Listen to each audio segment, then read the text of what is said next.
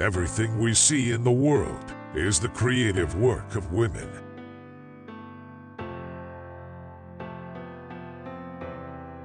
Where military service begins, logic ends.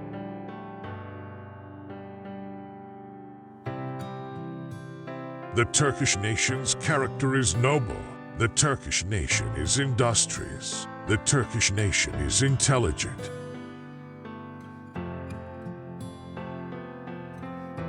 If we hadn't had Ataturk, we would have been in Afghanistan and Iraq.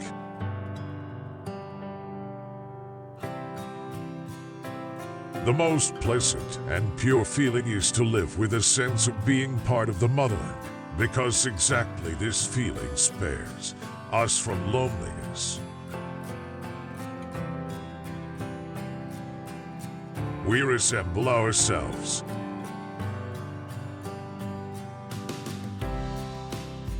A huge majority know nothing of the idea or ideal of the nation. We remain without a compass, and our society, like a group of lunatics, fights among itself. Even if you forget you're a Turk, your enemy will not.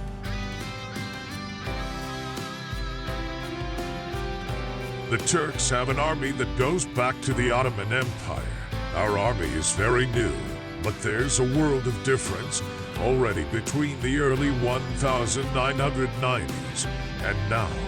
Early 2000, the food and pay, it's all better.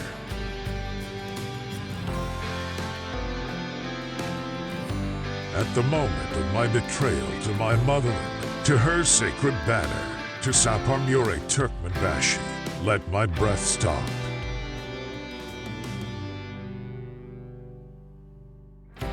It's the symbol of freedom, the gray wolf for all the Turks. We are all gray wolves now, and Al-Shaibi is the leader of a greater Turkic world.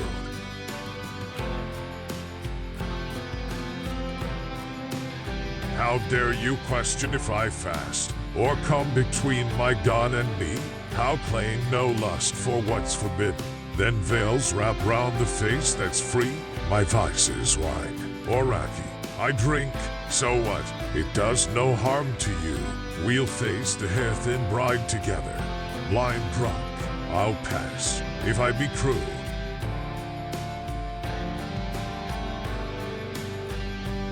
The wealth of the state is as wide as the sea, and he who does not eat of it is a pig.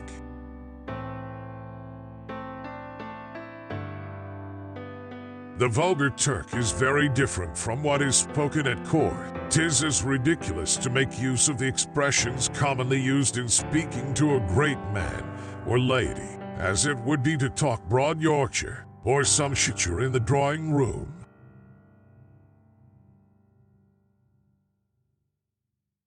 Rarely has the West in its quasi-totality taken up such a persistent and negative image of a people, the Turks.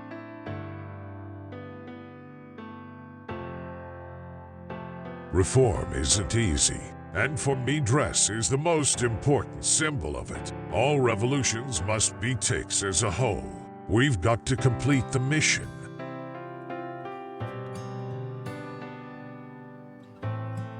Strictures and prohibitions availed nothing.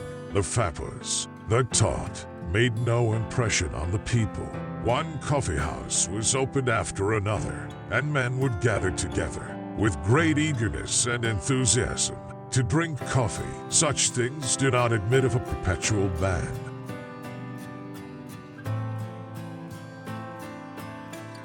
The prohibition of wine is a very wise maxim, and meant for the common people, being the source of disorders amongst them, but that the Prophet never designed to confine those that knew how to use it with moderation.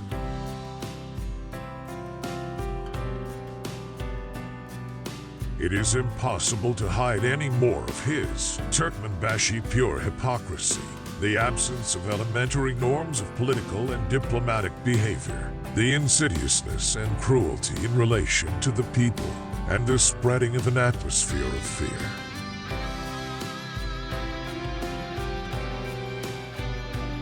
All this will pass in a few years, when the people no longer depend on me.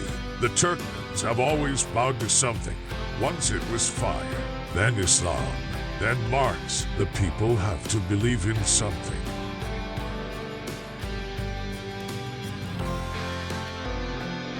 A flag once raised will never fall.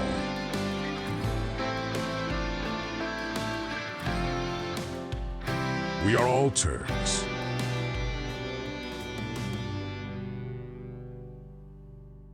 They started conquering the world. Then they overstretched themselves and they collapsed. Today's Turkish people are those who left the territory of modern Kazakhstan and settled in the country where they live now. When we meet each other, we always remember this. Eat well before you entertain your guests.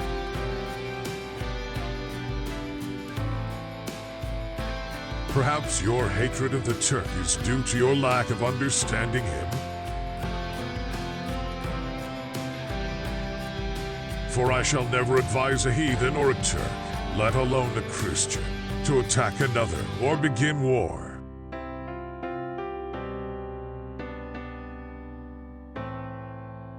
If we will not learn out of the scriptures, we must learn out of the Turk's cupboard. Until we find in our heart that Christians are not to make war or resist evil, fools must be chased with clubs.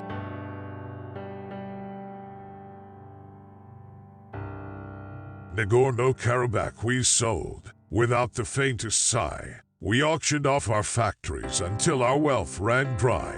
Now we are slaves or exiles. Thieving strangers are our lords, for whom our prostrate backs a wide and easy road affords.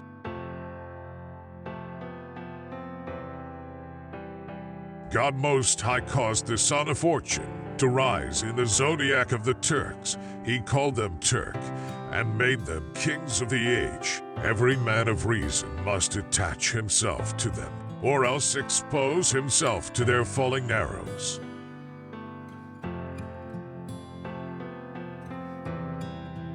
The government here is entirely in the hands of the army. The Grand Signor, Ottoman Sultan, with all his absolute power, is as much a slave as any of his subjects, and trembles at a janissary's frown.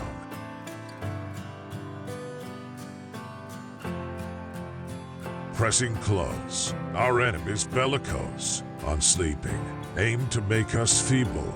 If our name is scorned, if our fame is shamed, what defines us as a people?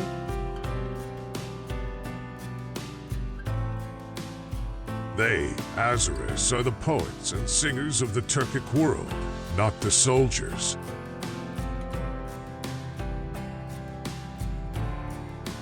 A knowledge of Persian will aid a traveler in these countries, Turkmenistan, but the Turkish, is of infinitely greater consequence.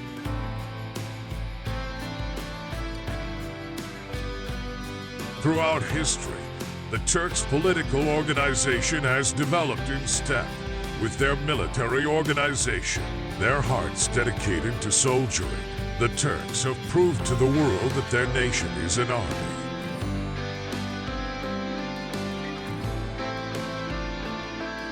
As far as concerns the army, I don't know which people among us can claim to be more disciplined and closer to the order of the Romans than the Turks.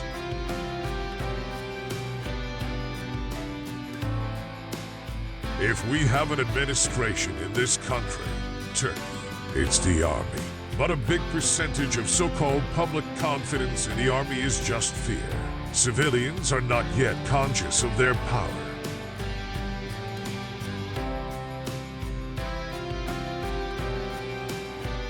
The military consider themselves the real owners of this country, Turkey, because they are ready to give their lives to save us. But I would like to be governed, not saved. I want to be saved from the people who want to save me.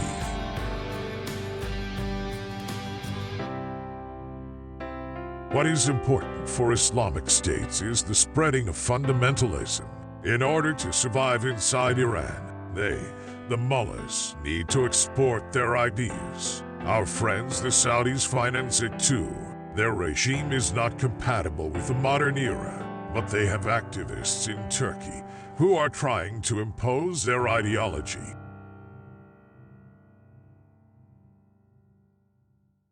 The more we offer the villagers, the more they want, and if I can give it, I will. The terrorists had the support of the local people, Kurds, but it was at gunpoint. In the past, the terrorists would burn the government bulldozers. Now people see that if you don't have bulldozers, you'll get no road. I like Western values. Since the time we were in Central Asia, the momentum of Turks has been towards the West, but this shouldn't be interpreted as worship of or dependence on the West.